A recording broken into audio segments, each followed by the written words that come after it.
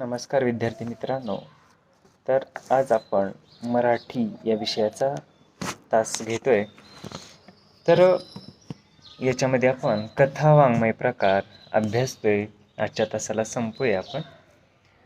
तर आपण याच्यामध्ये कथेची पूर्वपीठिका पाहिलेली आहे. तसंच कथा म्हणजे काय, त्याच पद्धतीने कथेचे घटक तसेच कथेची वैशिष्ट्ये बघितलेली आहेत.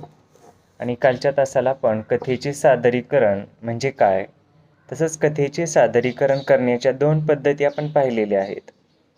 पहिली म्हणजे अभिवाचन आणि दुसरी आहे कथाकथन. तर मित्रांनो, या दोन पद्धतीने आपल्याला कथेचं सादरीकरण करता येतं. कथा ही निश्चितच मनोरंजन करणारी असते.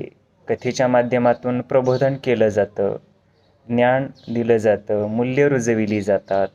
कथेच्या माध्यमातून संस्कृतीचं बीजारोपण केलं जातं. म्हणजे कथा ही मनोरंजन करते, त्याच्या जोडीला इतर अनेक चांगल्या गोष्टीसुद्धा कथेच्या माध्यमातून सांगितल्या जातात, व्यक्त केल्या जातात किंवा व्यक्ती समाजाच्या मनावरती त्या बिंबवण्याचा प्रयत्न केला जातो.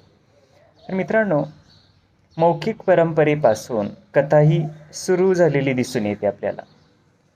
जे पूर्वीच्या जर कथा आपण पाहिल्या, जुन्या राजा राणीची कथा असेल, कुणी लिहिली काय माहिती नाही, किंवा अशा अनेक दंतकथा आहेत, अशा अनेक मिथक कथा आहेत मित्रांनो. मिथक म्हणतो आपण, म्हणजे ज्या पौराणिक ऐतिहासिक विषयावरती आधारित असतात.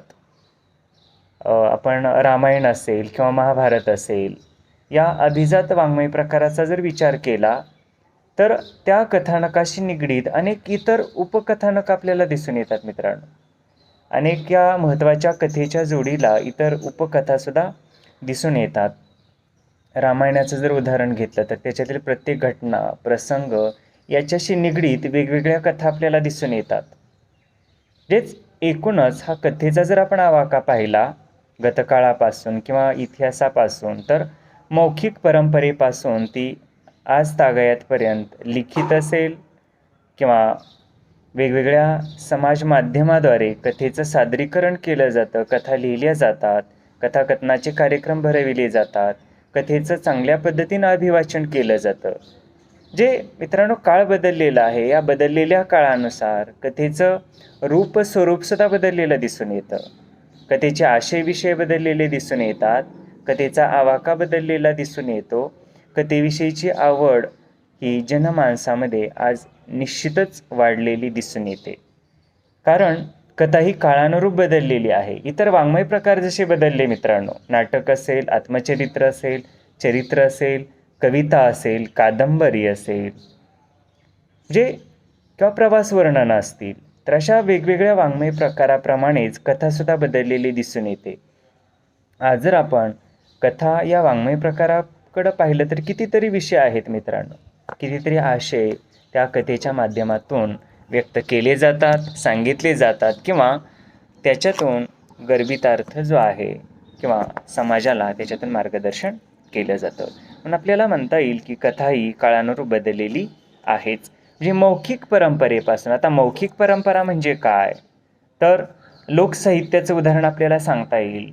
जी काही पूर्वीची वेगवेगळी गाणी असतील किंवा वेगवेगळ्या कथा असतील किंवा वेगवेगळे विधी समारंभ साजरे करण्याच्या पद्धती असतील मित्रांनो, तर हे सगळं मौखिक वाङ्मय होतं मित्रांनो, किंवा ते नाट्यमयता त्याच्यामध्ये होती. म्हणजे हे कुणी सुरू केलं, केव्हा सुरू केलं आणि त्याच्यामध्ये बदल कसा होत आला आणि तो बदल आपण कसा स्वीकारला, याच्याविषयी मित्रांनो केवळ कल्पनाच आपल्याला करता येते. जे निश्चित अशा कथांचा, अशा नाट्यप्रयोगांचा म्हणूया किंवा अशा नाट्यमय लोकसाहित्य वाङ्मयाचा आपल्याला निश्चित करता कोण आहे ते सांगता येत नाही. म्हणजे ते मौखिक परंपरेनं, अलिखित परंपरेनं किंवा पद्धतीनं किंवा नाट्यमयता रीतीनं ते आज आपल्यापर्यंत पोचलेलं दिसून येतं. त्याचा वापर आपण करतोय आणि यापुढील कालावधीमध्ये सुद्धा आपण हे सर्व वाङ्मय पुढच्या पिढ्यांना देणार आहोत. जे निश्चितच कथेच्या बाबतीत आपल्याला हे सांगता येईल, कथासुद्धा मौखिक परंपरेनं आजपर्यंत आपल्यापर्यंत आलेली आहे आणि आज आपण तिचं लिखित स्वरूपात, तिचं ऑडिओ स्वरूपात, तिचं ऑडिओ व्हिडिओ स्वरूपामध्ये सादरीकरण करतो आपण. जे असा हा समृद्ध वाङ्मय प्रकार निश्चितच आहे असं आपल्याला म्हणता येईल. आजही मनोरंजन आणि नित्यनूतन अनुभव देण्याची कथेची क्षमता टिकून आहे मित्रांनो. कथेच्या माध्यमातून मनोरंजन तर केलं जातं, त्याच्याबरोबर नित्यनूतन अनुभव दिले जातात. आता नित्यनूतन अनुभव म्हणजे काय? तर व्यक्ती तितक्या प्रकृती प्रत्येक त्या व्यक्तीला, प्रत्येक कथाकाराला जे अनुभव आलेले आहेत, त्यानं जे समाजामध्ये पाहिलेलं आहे, त्याला जे दिसलेलं आहे, जे जाणवलेलं आहे, तर तो आपल्या कथेच्या माध्यमातून मांडत असतो. त्यालाच म्हणतो आपण नित्यनूतन अनुभव. जे काळ बदलला, या बदललेल्या काळानुसार संस्कृती बदलते आहे. बदललेल्या काळानुसार आपली किंवा समाजाची विचारसरणी बदलत आहे, आचारविचार बदलत आहे, राहणीमान बदलत आहे. जे अशा सगळ्या बदलाचं प्रतिबिंब आपल्याला कथेच्या माध्यमातून दिसून येतं किंवा कथेमध्ये ते दडलेलं दिसून येतं. म्हणून आपल्याला म्हणता येईल की कथा ही नित्यनूतन अनुभव देणारी असते. आता प्रत्येक व्यक्तीचे अनुभव वेगवेगळे असतात, प्रत्येक समाजाचे अनुभव वेगवेगळे असतात. का? तर हा समाज वेगळा असतो, व्यक्ती वेगळे असतात, व्यक्तीचं व्यक्तिमत्व वेगळं असतं, त्याच्या भोवतालचा परिसर, आवाका हे सगळं मित्रांनो वेगवेगळं असतं. म्हणून आपल्याला म्हणता येईल की कथा ही नित्यनूतन अनुभव देणारी असते. म्हणून कथा ही आजच्या काळाला किंवा आजसुद्धा समाजासाठी खूप महत्त्वाची आहे, मार्गदर्शक आहे असं आपल्याला या ठिकाणी म्हणता येईल. कालानुरूप कथेचे विषय, आशय, अभिव्यक्ती बदलत गेलेली आहे मित्रांनो. जे पूर्वीच्या कथा जर आपण पाहिल्या आणि किंवा आदिमावस्था असेल किंवा त्यानंतर किंवा जे काही काळामध्ये बदल झाले, प्राचीन कालखंड असेल, आधुनिक कालखंड असेल, अर्वाचीन कालखंड असेल, तर या कालखंडामध्ये कथेचा आवाका, कथेचे विषय, आशयसुद्धा बदललेले दिसून येतात. हल्ली जर आपण विचार केला या नवकथा वाङ्मयाचा किंवा कथेतील नवीन विचार प्रवाहांचा, तर विज्ञान कथा आलेली आहे मित्रांनो. दलित कथा आपल्याला माहितीच आहे, ग्रामीण कथा आहेत, स्त्रीवादी काही कथा आहेत, आदिवासी काही कथा आहेत, मुस्लिम कथासुद्धा आपल्याला दिसून येतात.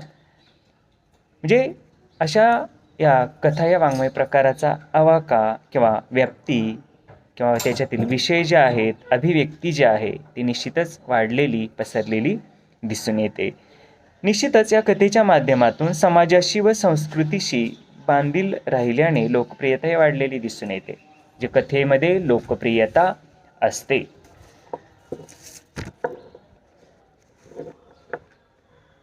सह्यानायच्या का? म्हणजे कथेमध्ये समाजाचं तसं संस्कृतीचं प्रतिबिंब दिसतं मित्रांनो. कथा ही समाजाच्या वर्णनाशिवाय, संस्कृतीच्या वर्णनाशिवाय असू शकत नाही. कारण माणूस जिथं जगतो किंवा माणूस जिथं जन्मतो, जन्माचा मोठा होतो, जिथं जगतो किंवा जिथं मरतो म्हणूया मित्रांनो, तर असा हा समाज आहे किंवा अशी ही संस्कृती आहे. अशा सर्व घटकांचं वर्णन, अशा सर्व घटकांचं जे निवेदन आहे ते कथेच्या माध्यमातून वर्णन केलं जातं असं आपल्याला म्हणता येईल. किंवा त्या सर्व घटकाशी आपल्याला तादात्म्य पावण्यासाठी कथाकार सहाय्यभूत ठरतो किंवा कथाकाराचं ते प्रयोजन असतं किंवा कथा लेखनापाठीमागील तो उद्देश किंवा हेतू असतो असं आपल्याला म्हणता येईल. तर निश्चितच या कथेच्या माध्यमातून वाचकांना एक काव्यानंद मिळतो मित्रांनो, किंवा कथानंद म्हणता येईल, किंवा एक प्रकारचा ब्रह्मानंद मिळत असतो. कारण कुठली कथा कुणाला कधी आवडेल किंवा त्या कथेतील कुठलं पात्र कोणाला मोटिवेट करेल किंवा त्या कथेतील कुठला प्रसंग, कुठली व्यक्तिरेखा, कुठला तो संवाद, कुठले शब्द, कुठला प्रसंग, कुठलं वातावरण लोकांना आवडेल, भावेल किंवा त्याच्यातून त्याला प्रेरणा मिळेल, हे मित्रांनो काहीही सांगता येत नाही. म्हणून आपल्याला म्हणता येईल की कथा ही निश्चितच मानवी जीवनासाठी फार महत्त्वाचा वाङ्मय प्रकार आहे. म्हणून आपण मित्रांनो कथेचं वाचन केलं पाहिजे, कथेचं अभिवाचन केलं पाहिजे, कथाकथनामध्ये सहभाग घेतला पाहिजे. तसंच मित्रांनो आपण छोट्या मोठ्या कथासुद्धा लेखनाला सुरुवात केली पाहिजे. आज आपण पाहतो वाङ्मय प्रकार हे समृद्ध झालेले आहेत किंवा मीडिया म्हणतो आपण, किंवा प्रसारमाध्यमं म्हणतो, तर याच्यामध्ये वाढ झालेली दिसून येते. आणि निश्चितच त्याच्यामध्ये वृत्तपत्रे असतील किंवा वेगळी नियतकालिका म्हणतो आपण, जे 15 दिवसाला निघतं त्याला पाक्षिक म्हणतो, मासिक असतं, दैनिक असतं, त्याच पद्धतीने त्रैमासिक असतं किंवा वेगवेगळे आपण नियतकालिका काढत असतो. तर अशा या सर्व साहित्याच्या माध्यमातून कथा जनमानसापर्यंत पोहोचवण्याचं कार्य केलं जातं. मित्रांनो, काही गौरव ग्रंथ असतील त्याच्या माध्यमातून सुद्धा या कथा आपल्यापर्यंत पोहोचविल्या जातात. दिवाळी अंक असतील किंवा वेगवेगळ्या संस्था असतील, वेगवेगळ्या वास्तू असतील, यांचे जे काही सुवर्ण महोत्सव साजरे केले जातात, रौप्य महोत्सव साजरे केले जातात, जशा या घटनेचं, प्रसंगाचं, दिनाचं औचित्य साधून वेगवेगळी साहित्य निर्मिती केली जात असते आणि त्या साहित्यामध्ये निश्चितच कथा समाविष्ट केली जाते. म्हणून आपल्याला म्हणता येईल की कथा हा मानवी जीवनाचा एक अविभाज्य घटक आहे. कथेशिवाय मनुष्य असू शकत नाही किंवा मानवी जीवनाला कथेशिवाय गोडी निर्माण होणार नाही. आजसुद्धा आपण वर्गात जेव्हा शिक्षक म्हणतात चला आता चांगली मी गोष्ट सांगणार आहे, लगेच आपल्याला आनंद होतो मित्रांनो. म्हणजे माणूस हा कथा वेडलाळ प्राणी आहे, कथेची आवड असणारा प्राणी आहे. म्हणून आपल्याला म्हणता येईल की कथा हा मानवी जीवनाचा अविभाज्य असा घटक आहे. अशा विविध समाज संपर्क माध्यमातून कथा आपल्यापर्यंत पोहोचविल्या जातात आणि निश्चितच त्या कथेच्या माध्यमातून मार्गदर्शन, समाज प्रबोधन, मनोरंजन किंवा काही वैज्ञानिक गोष्टी किंवा आपली नीतिमूल्ये असतील, आपली संस्कृती असतील, आपले आचार विचार असतील, आपला गावगाडा असेल, ग्रामीण जीवन असेल, अशा सर्व गोष्टी कथेच्या माध्यमातून आपल्यासमोर पोचविल्या जातात किंवा त्या आपल्यामध्ये बिंबवण्याचं कार्य केलं जातं. तर निश्चितच भाषा सौंदर्य, आशय सौंदर्य, अभिव्यक्ती विशेष, सादरीकरण, मनोरंजन, बोध असे विशेष आपल्याला कथेमध्ये दिसून येतात. आता भाषा सौंदर्य म्हटलेलं आहे मित्रांनो, जे प्रत्येक व्यक्तीची भाषा ही वेगवेगळी असते मित्रांनो. बोलीभाषा, प्रमाण भाषा, जे या कथेवरती मित्रांनो भाषेचा प्रभाव असतो. तिथल्या परिसरातील भाषा त्या व्यक्तीच्या व्यक्तिमत्वामुळं त्याची भाषासुद्धा घडत असते. तर अशी भाषा किंवा भाषा सौंदर्य कथेमध्ये असतं असं आपल्याला म्हणतात. निश्चितच ग्रामीण कथेची भाषा निश्चितच वेगळी असणार आहे मित्रांनो स्त्रीवादी कथेपेक्षा. दलित कथेची भाषा ही सुद्धा निश्चितच इतर कथा वाङ्मयापेक्षा वेगळी असणार आहे मित्रांनो. याची चर्चा आपण पाठीमागं केलेली आहे. जे भाषेमध्ये सौंदर्य दडलेलं असतं आणि निश्चितच या सौंदर्याचा आस्वाद आपल्याला कथेच्या माध्यमातून घेता येतो. म्हटलं जातं बघा मित्रांनो, अशी काही वाक्य आहेत. माती म्हणजे थोर माता, बघा म्हणजे भाषा सौंदर्यानं नटलेलं वाक्य आहे मित्रांनो. किंवा वसुदेव बळवंतांचे थंड गाव, म्हणजे किती आशय आहे मित्रांनो या वाक्यामध्ये. वसुदेव बळवंतांचे थंड गाव म्हटलेलं आहे, म्हणजे एकटाच तो गावातील व्यक्ती वसुदेव बळवंत फडके झालाय, म्हणजे क्रांतिकारक झालाय. एकटाच तो समाजासाठी झगडतोय, पळतोय आणि बाकीची लोक नुसती पाहतात, त्याला मदत करत नाहीत. म्हणून म्हटलंय वसुदेव बळवंतांचे थंड गाव. म्हणजे अशी जी काही वाक्य असतात मित्रांनो ती भाषा सौंदर्यानं नटलेली असतात. किंवा पाणी तिटत तिटत ऐसे पडत होते, ते याने ते यांचे वस्त्र आंबट ओले झाले होते. बघा जे भाषा सौंदर्यानं नटलेलं वाक्य आहे मित्रांनो हे. चक्रधर स्वामी यांचं वर्णन करणारं हे वाक्य आहे. ते पावसामध्ये भिजत आहेत आणि त्याचं वर्णन केलं आहे मित्रांनो. पावसाचा एक एक थेंब चक्रधर स्वामी यांच्या अंगावरती पडत आहे. पाणी तिटत तिटत ऐसे पडत होते, ते याने ते यांचे वस्त्र आंबट ओले झाले होते. किंवा मगाचं वाक्य माती म्हणजे थोर माता. किंवा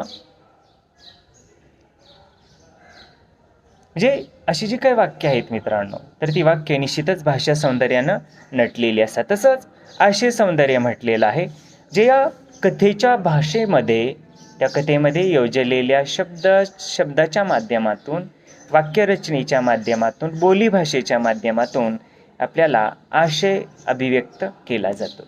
किंवा आपल्याला तो आशय कळण्यासाठी मदत होते. जे भाषेनुसार आशयसुद्धा बदलत असतो मित्रांनो. वाक्यरचनेनुसार, त्यातील शब्दयोजनेनुसार आशय बदलत असतो. म्हणजे अशी आशय विविधता प्रत्येक कथेमध्ये असते किंवा ते निर्माण करण्याचा प्रयत्न कथाकार करत असतो. तसंच अभिव्यक्ती विशेष म्हटलेला आहे मित्रांनो. जे कथेमध्ये अभिव्यक्ती विशेष असतो. जी कथा ही मित्रांनो व्यक्त केली जाते, त्या कथाकाराला काय वाटतंय ते तो कथेच्या माध्यमातून मांडत असतो. त्या कथा अभिवाचकाला काय वाटतंय तर तो त्या चांगल्या अभिवाचनातून तो आपल्यासमोर व्यक्त होत असतो, मांडत असतो. किंवा जो कथाकथनकार आहे तर तो सुद्धा उत्कृष्ट पद्धतीने कथेचं सादरीकरण करून त्याच्यातील अभिव्यक्ती आपल्यासमोर व्यक्त करण्याचा प्रयत्न करतो. तो कथाकारानं जे सांगितलंय तो जीव तोडून सांगतो आपल्याला कथाकथनाच्या वेळेस. ते घटना, ते प्रसंग, त्या व्यक्तिरेखा, तो जीवन अनुभव हे सगळं तो अत्यंत तन्मयतेनं आपल्यासमोर व्यक्त करत असतो. म्हणून आपल्याला म्हणता येईल कथेमध्ये अभिव्यक्ती विशेष असतात. म्हणून हा कथेचा एक काय तर वेगळेपण आहे, हे कथेचं विशेष आहे असं आपल्याला म्हणता येईल. तसं सादरीकरण मित्रांनो, म्हणजे हे सुद्धा कथेचा एक महत्त्वाचा विशेष आहे. जे कथेमध्ये सादरीकरण क्षमता असते. मुळातच कथा ही कशासाठी लिहिली जाते तर तिचं सादरीकरण करण्यासाठी लिहिली जाते. तिचं अभिवाचन केलं पाहिजे त्याच्यासाठी लिहिली जाते. त्याचं कोणीतरी वाचन केलं पाहिजे त्याच्यासाठी लिहिली जाते. म्हणून आपल्याला म्हणता येईल कथेमध्ये सादरीकरण क्षमता असते किंवा सादरीकरण हा कथेचा महत्त्वाचा विषय आहे. तसंच मनोरंजन हाही दिलेलं आहे. याची चर्चा आपण पाठीमागे केलेली आहे मित्रांनो. म्हणजे कथेमध्ये मनोरंजन क्षमता असते. मुळातच प्रत्येक साहित्याचा मूळ उद्देश हा मनोरंजन किंवा आनंद निर्मिती हा आहे. आपण पाठीमागेही बघितलेलं आहे. कुठलंही साहित्य लिहिलं जातं मित्रांनो, किंवा कुठलं साहित्य किंवा एखादं पुस्तक साहित्य आपण वाचत असू तर त्याच्या पाठीमागचं एकमेव प्रयोजन किंवा उद्देश हा आनंद निर्मिती आहे मित्रांनो. जे कथा वाङ्मय प्रकारसुद्धा याला अपवाद असू शकत नाही. म्हणजे मनोरंजनासाठी मित्रांनो कथा लिहिली जाते. मनोरंजनासाठी कथेचं वाचन होत असतं किंवा मनोरंजनासाठी कथेचं सादरीकरण होत असतं. आणि आपल्याला म्हणता येईल की मनोरंजन हा कथेचा एक महत्त्वाचा विशेष आहे. अनेक उदाहरणं सांगता येतील मित्रांनो आपल्याला. पंचतंत्रातील कथा असतील तर त्याच्यातून उपदेश केला जातो. चांगल्या गोष्टी, नीतिमूल्य सांगितली तर जातातच, त्याच्या जोडीला आपलं मनोरंजनही केलं जातं किंवा आपल्याला मार्गदर्शन केलं जातं. आपली दोन घटकं का होईना मित्रांनो आपल्याला आनंद त्या कथेच्या माध्यमातून देण्याचा प्रयत्न केला जातो. त्यानंतर पुढचा विशेष आहे मित्रांनो कथेचा, तो म्हणजे बोध. आता बोध म्हणजे काय तर काहीतरी चांगली समज देणं. ती कथा वाचल्यानंतर, ती कथा ऐकल्यानंतर किंवा ती कथा पाहिल्यानंतर आपल्याला काहीतरी चांगला बोध होतो. आपल्याला काहीतरी चांगलं शिकायला मिळतं. म्हणून आपल्याला म्हणता येईल की कथेमध्ये बोधपरता असते. कथेच्या माध्यमातून काहीतरी बोध, काहीतरी शिकवण, काहीतरी नवीन गोष्टी आपल्याला बिंबवण्याचा प्रयत्न केला जातो. अनेक कथाची उदाहरणं सांगता येतील मित्रांनो. पंचतंत्रातील कथा असतील, बोध दिला जातो मित्रांनो त्याच्यातून. किंवा अकबर बिरबलाच्या कथा असतील, त्याच्या माध्यमातून सुद्धा बोध दिला जातो, नीतिमूल्ये सांगितली जातात. तसंच वेताळ पंचविशी असेल, शुक 72 असेल,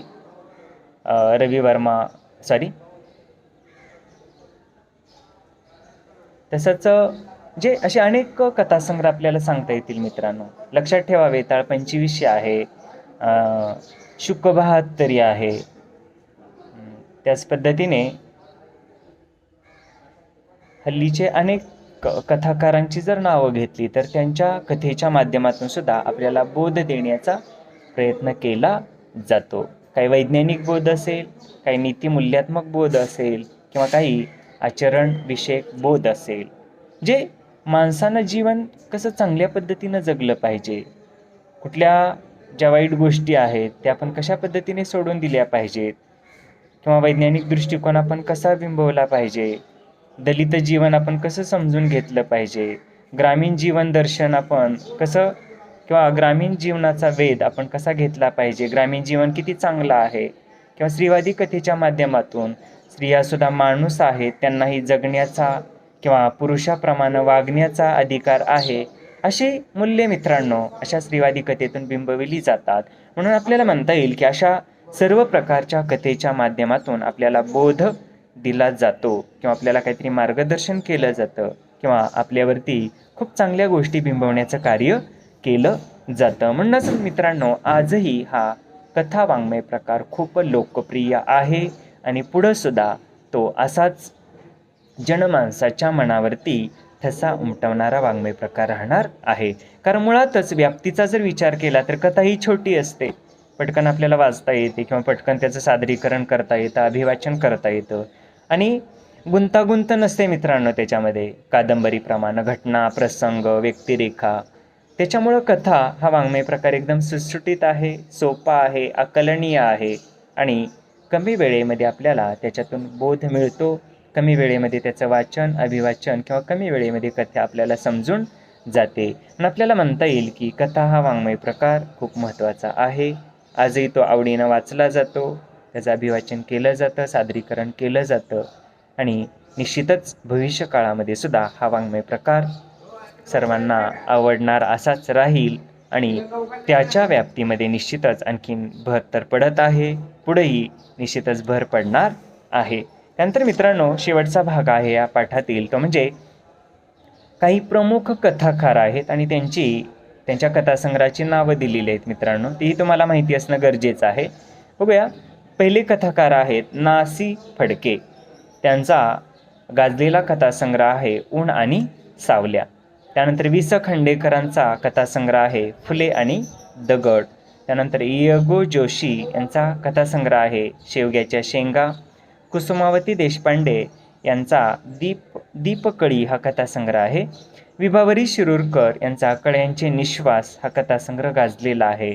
तसाच पु.भा. भावे यांचा 17वे वर्ष हा कथासंग्रह निश्चितच महत्त्वपूर्ण आहे. मालतीबाई दांडेकर यांचा 20व्याचे क्षण हा कथासंग्रह निश्चितच वाखाणण्याजोगा आहे. वामन चोरघडे यांचा प्रस्थान हा कथासंग्रहसुद्धा प्रसिद्ध झालेला आहे, प्रकाशित झालेला आहे. श्री ज. जोशी यांचा मामांचा वाडा हा कथासंग्रह निश्चितच वाचकाला मामाचा वाडा कसा असतो किंवा मामाचं गाव, मामाच्या गावचा परिसर, तेथील माणसं या सर्वांचं दर्शन घडविणारा आहे. अरविंद गोखले यांचा मंजुळा हा कथासंग्रहसुद्धा निश्चितच वाचनीय आहे.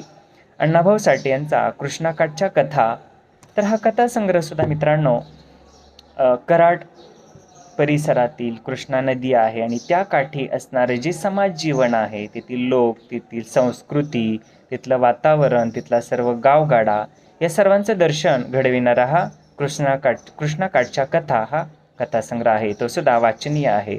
तसं शंकरराव खरात यांचा टिटवीचा फेरा हा कथासंग्रहसुद्धा नावाजलेला आहे.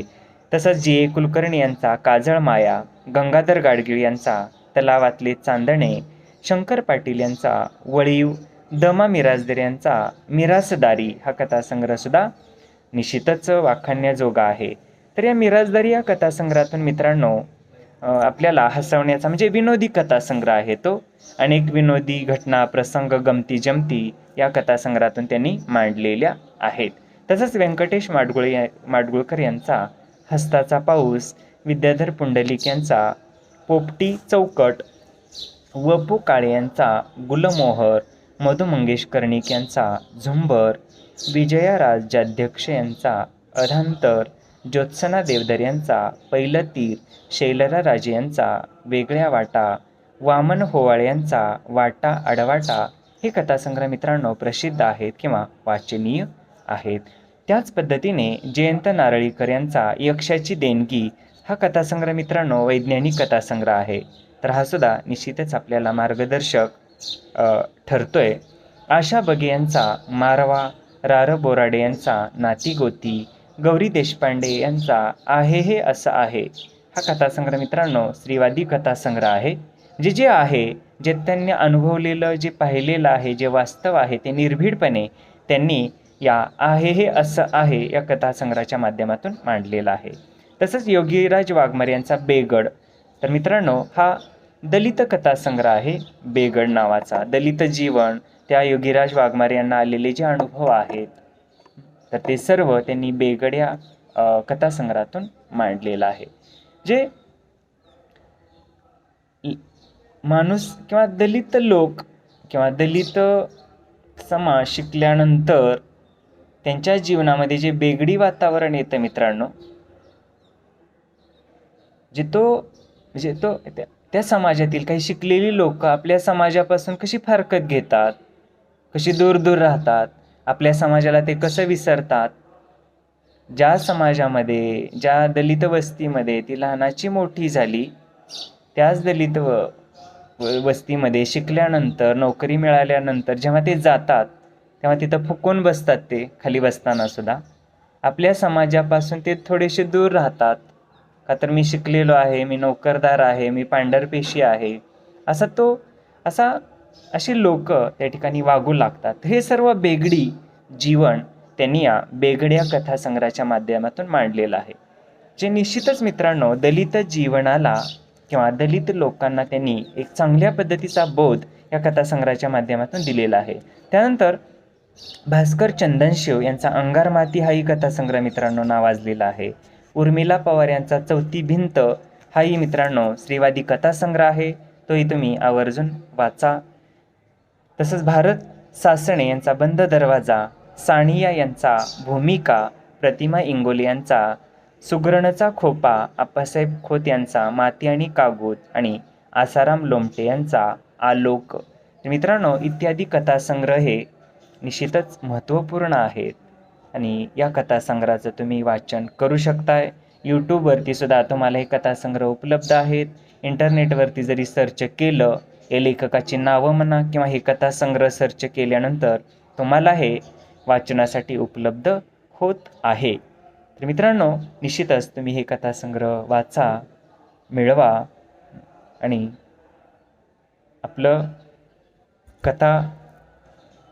आपले जे काही कथेचं नॉलेज आहे म्हणूया आपण, किंवा त्या कथेच्या माध्यमातून जे लेखकाला कथाकाराला सांगायचं आहे ते निश्चितच तुमच्यापर्यंत या वाचनातून जाण्यासाठी किंवा येण्यासाठी मदत होणार आहे.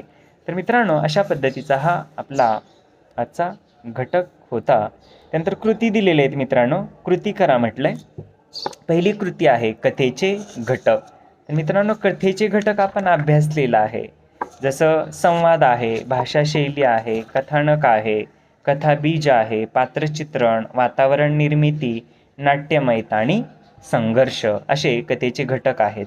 त्यानंतर कथेची वैशिष्ट्ये विचारलेली आहेत मित्रांनो. पहिलं कथेचं वैशिष्ट्य आपण पाहिलेलं आहे, कथा मनोरंजन करते.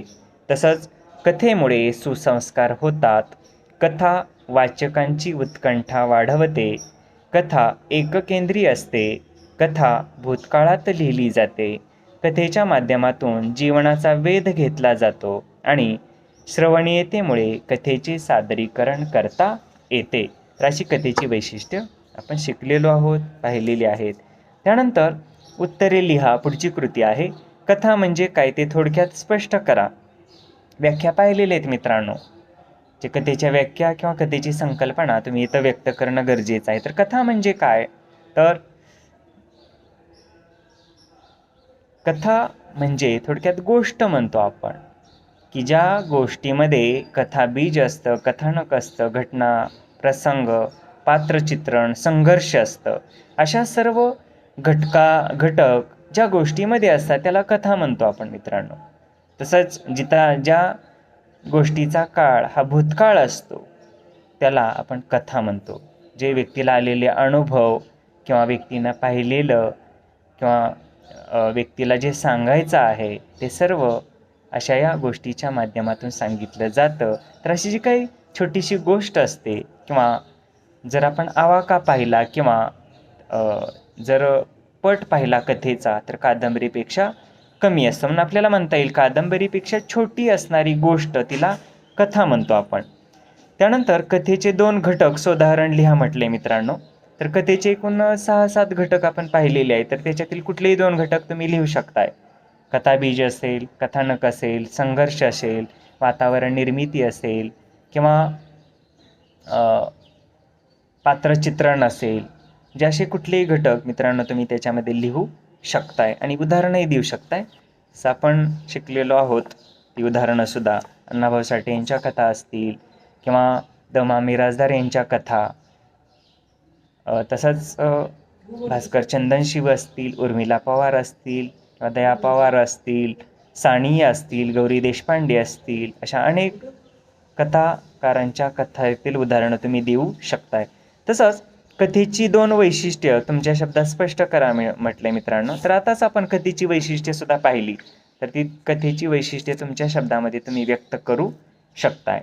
की जसं कथा मनोरंजन करते, बरोबर. प्रत्येक कथेचा विषय हा मनोरंजन असतो मित्रांनो. जे जरी त्याच्यातून गहन अर्थ येत असला, जरी कथा दुःखकारक असली तरी दुःखाच्या सुद्धा अनुभवातून शेवटी आनंदच मिळतो मित्रांनो. म्हणून कथेचंही प्रधान वैशिष्ट्य आहे कथा मनोरंजन करते. एक छोटंसं उदाहरण सांगता येईल मित्रांनो. आपल्याला जेव्हा दुःख होतं तेव्हा आपण रडतो किंवा आपल्या डोळ्यातून अश्रू येतात, तर ते अश्रू आल्यानंतर किंवा कोणाजवळ तरी आपलं दुःख व्यक्त केल्यानंतर आपल्याला आनंद होतो मित्रांनो. शेवटी मन हलकं होतं. म्हणजे आपल्याला म्हणता येईल की कथेच्या माध्यमातून मनोरंजन केलं जातं, आपल्याला आनंद दिला जातो. तर ती उदाहरणंसुद्धा तुम्ही लिहू शकताय मित्रांनो. मनोरंजनपर कथा, जसं आपल्याला सांगता येईल विनोदी कथा आहेत द मा मिरासदार यांच्या किंवा पु ल देशपांडे यांच्या कथा आहेत. असे अनेक कथाकारांच्या कथा ह्या मनोरंजन करणाऱ्या असतात. किंवा वेताळ पंचविशी असेल, सिंहासन शुक 72 असेल, जे किंवा अलिबाबा 40 चोरसारख्या कथा असतील, तर या कथा आपलं मनोरंजन करत असतात. तसंच पुढचा कृती आहे मित्रांनो. कथाकथनासाठी कथेची निवड करणे फार महत्त्वाचे आणि तितके जबाबदारीचे काम असते. हे विधान तुमच्या शब्दात स्पष्ट करा. बरोबर आहे मित्रांनो. तर कथाकथन हा विषय कसा आहे, तर कथेचं सादरीकरण करण्याचा विषय आहे तो. जे कथाकथनासाठी आपण कथा निवडणं फार महत्त्वाचं असतं. ती योग्य कथा निवडता आली पाहिजे आपल्याला. कारण सर्वच कथेचं आपल्याला प्रभावीपणे कथाकथन करता येईल असं नाही. त्या कथेतील शब्दकळा, त्या कथेचा विषय, त्याची भाषाशैली, घटना, प्रसंग हे सर्व आपल्याला समजून घ्यावं लागतं मित्रांनो. आणि तेव्हाच कथेचं त्या कथाकथन आपल्याला चांगल्या पद्धतीनं करता येतं. म्हणून कथेचं कथाकथन करताना कथेची निवड हा घटक किंवा कथेची निवड करताना आपण विचारपूर्वक निवड करणं गरजेचं असतं. जे आपल्याला पेलेल, जमेल तेवढ्या वेळेमध्ये ते कथाकथनाचं चांगलं आपल्याला सादरीकरण करता येईल, लोकांना ती आवडेल, तसं त्या कथेच्या माध्यमातून चांगला काहीतरी बोध दिला जाईल. किंवा श्रोते त्या कथेशी एकरूप होतील, त्यांना काहीतरी आपल्याला त्या कथेच्या किंवा कथाकथनातून काहीतरी मिळतंय असा त्यांनासुद्धा त्या ठिकाणी समज किंवा काय म्हणूया त्याला, अशी जाणीवसुद्धा त्यांना त्या कथेतून झाली पाहिजे. तर अशी कथा आपण कथाकथनासाठी निवडणं गरजेचं आहे. जी घटनांची वर्णनं चांगली हुबेहूब असली पाहिजे, जेणेकरून आपल्याला त्या घटना, ते प्रसंग त्या कथाकथनाच्या माध्यमातून त्या श्रोत्यासमोर मांडता येईल आणि निश्चितच तो कार्यक्रम चांगला होईल आपल्याला. म्हणून म्हणता येईल कथेची निवड करताना आपण विचार केला पाहिजे. तसंच म्हटलेलं आहे ते एक जबाबदारीचं काम आहे. आता कथाकथन करायचं म्हणजे अनेक तज्ज्ञ लोक असतात त्या ठिकाणी बसलेली, परीक्षक असतात, श्रोतृवर्ग असतो. बऱ्याच वेळा आता ह्या नवीन मीडियाच्या माध्यमातून आपल्या त्या ठिकाणी ऑडिओ व्हिडिओ वगैरे सुद्धा काढले जातात, ते संग्रही राहतात किंवा ते यूट्यूबला सुद्धा आपण टाकू शकतो, यूट्यूब चॅनलवरती.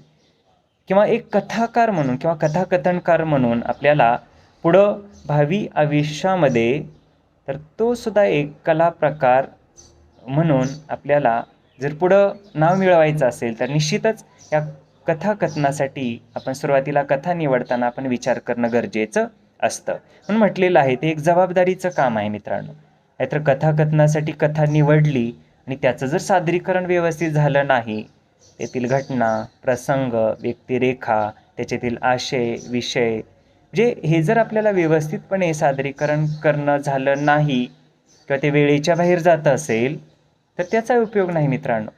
किंवा त्याच्यातील घटना प्रसंगामध्ये जर फार गुंतागुंत असेल, त्याच्यातून जर तिथं जमलेल्या प्रेक्षकांना, श्रोत्यांना जर उलगडा होत नसेल, अर्थ कळत नसेल, त्यांच्यामध्ये जर संभ्रमावस्था निर्माण होत असेल, तर मित्रांनो कथाकथनासाठी ती निवडलेली कथा योग्य आहे असं म्हणता येणार नाही. म्हणून आपल्याला म्हणता येईल की कथाकथनासाठी कथा निवडणं हे जबाबदारीचं काम आहे किंवा ते एक महत्त्वाचं काम आहे.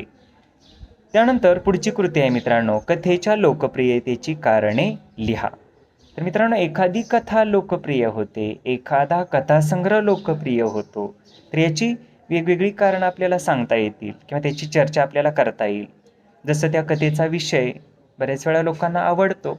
जिवंत विषय असेल तर ती कथा लोकांना आवडू लागते. काहीतरी हटके म्हणजे काहीतरी वेगळं त्या कथेतून जर मांडलेलं असेल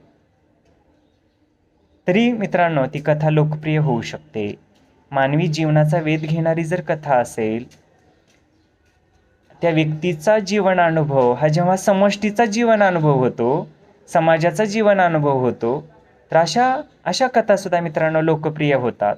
कारण ती कथा वाचताना लोकांना वाटतं खरंच हे माझं वर्णन आहे, खरंच हे माझे अनुभव या कथेतून मांडलेले आहेत.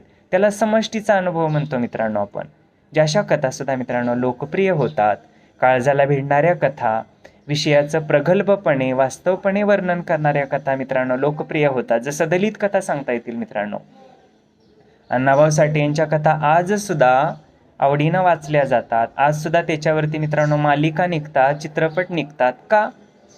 तर त्याच्यातील मांडलेला विषय मित्रांनो, बेंबीच्या देठापासून ते विषय मांडलेले आहेत, वास्तवदर्शी विषय आहेत. त्याच्यातून भले अश्लील शब्द असतील, भले अश्लील प्रसंग असतील, खून, बलात्कार, दरोडे अशा घटनांचं वर्णन त्याच्यामध्ये असेल मित्रांनो, परंतु ते वास्तव असतं. आणि जे वास्तव असतं तेच काळजाला भिडतं. आणि ज्याच्यातून वास्तव मांडलं जातं असंच साहित्य मित्रांनो वाचकांना भावतं, आवडतं आणि काळाच्या कसोटीला असं साहित्य टिकून राहतं. म्हणून आपल्याला म्हणता येईल की अशाच कथा मित्रांनो लोकप्रिय होतात. तसंच काहीतरी वैज्ञानिक दृष्टिकोनही ज्या कथेतून सांगितला जातो त्याही कथा लोकप्रिय होतात.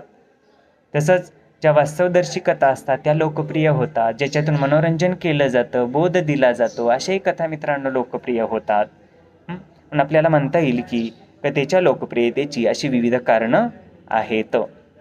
तसंच कथेच्या सादरीकरणासाठी आवश्यक भाषिक कौशल्य विचारलेले आहेत मित्रांनो. तर काय काय भाषिक कौशल्य असली पाहिजेत कथेच्या सादरीकरणासाठी?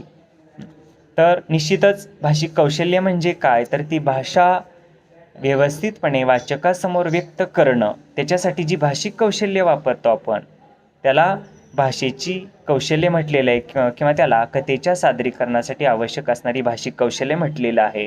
तर बोलण्यातील चढ उतार मित्रांनो हे सुद्धा भाषिक कौशल्य आहे. एखाद्या शब्दावर ट्रेस देणं किंवा वारंवार एखादा शब्द वापरणं त्या कथेमध्ये हे सुद्धा भाषिक कौशल्य आहे मित्रांनो. ते वाक्य बोलताना, तो डायलॉग, तो संवाद बोलताना पॉज घेणं मित्रांनो, आणि तो पॉजसुद्धा काही सेकंदाचा कमी जास्त करणं, तर हे सुद्धा भाषिक कौशल्य आहे मित्रांनो. वाक्याच्या स्पीड असेल किंवा वाक्य उच्चारण्याची गती संत असेल, स्पीड असेल, मध्यम असेल, तर हे सुद्धा मित्रांनो भाषिक कौशल्य आहेत. किंवा एखादा शब्द उच्चारताना थांबणं किंवा एखाद्या वाक्यानंतर थोडासा मोठा पॉज घेणं, जे टिंबटिंब असतं पुढं, जे आपण त्या श्रोत्यांना विचार करायला भाग पाडतो मित्रांनो त्या ठिकाणी. ज्याशी वेगवेगळी भाषिक कौशल्य आपल्याला वापरून कथेचं सादरीकरण करता येतं. तसंच काही बोलीभाषेतील काही शब्द असतात मित्रांनो, तर ते सुद्धा अत्यंत चपकलपणे आपल्याला वापरावे लागतात. त्याचे टोन असतील किंवा त्याच्यातील ग्रामीणता असेल, त्याच्यातील राग असेल किंवा त्याच्यातील भावनाशीलता असेल, संवेदनशीलता असेल, त्या शब्दामध्ये दडलेलं प्रेम असेल, तर अशा सर्व भावनासुद्धा मित्रांनो त्या शब्दांच्या, त्या वाक्यांच्या सादरीकरणामध्ये येणं गरजेचं आहे. त्यालाच म्हणूया आपण कथेच्या सादरीकरणाची भाषिक कौशल्य. तर अशी भाषिक कौशल्य मित्रांनो कथा सादरीकरण करणाराला जमली पाहिजेत. कथेचं अभिवाचन करणाराला ती जमणं गरजेचं आहे. आणि मित्रांनो एकदा जमेल असं नाही, त्याच्यासाठी प्रॅक्टिसची गरज आहे.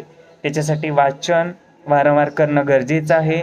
त्याच्यासाठी कथाकथनाचे कथा अभिवाचनाचे कार्यक्रम आपण अटेंड करणं, त्याला हजेरी लावणं, ते मनपूर्वक पाहणं वाचणं गरजेचं आहे, तेव्हा हे सर्व जमू शकतं. तर अशी भाषिक कौशल्य मित्रांनो आपण विचारात घेऊन कथेचं सादरीकरण करू शकतो. त्यानंतर कथेच्या शीर्षकाबाबत तुमचे मत स्पष्ट करा म्हटलेलं आहे.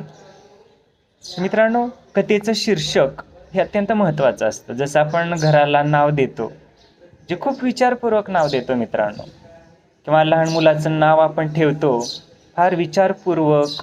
हल्ली तर पाहतो आपण मीडियावरती आपण ही नावं सर्च करतो, कारण त्या नावाशी सर्व भावनांची गुंफण केली जाते मित्रांनो.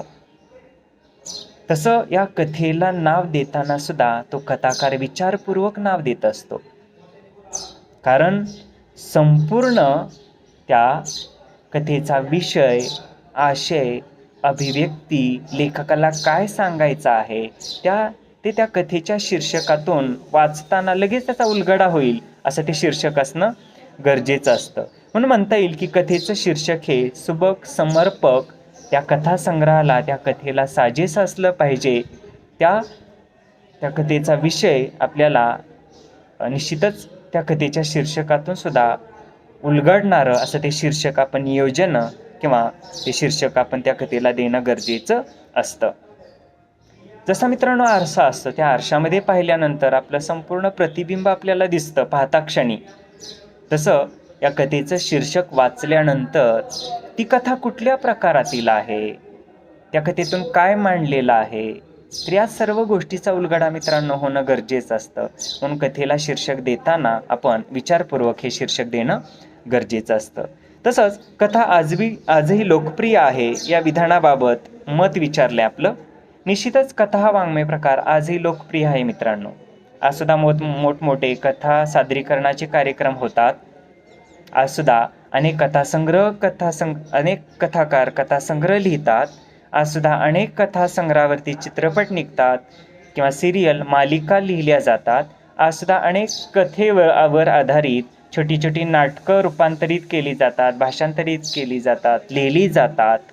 तर म्हणून आपल्याला म्हणता येईल की आजसुद्धा कथा हा वाङ्मय प्रकार खूप लोकप्रिय आहे. कारण आजसुद्धा या कथा वाचकांना मार्गदर्शन करतात, वाचकांचं मनोरंजन करतात.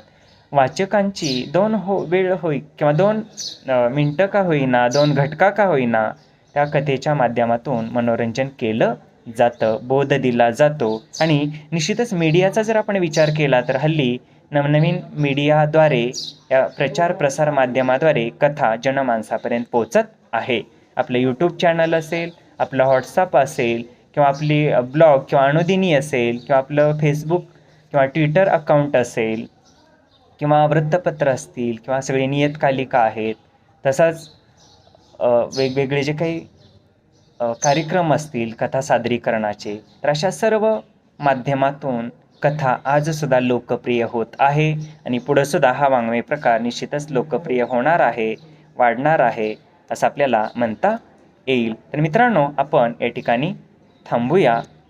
तर हा घटक आपला संपलेला आहे, हे प्रकरण आपलं या ठिकाणी संपलेलं आहे. काय अडचण असेल तर विचारू शकताय. धन्यवाद.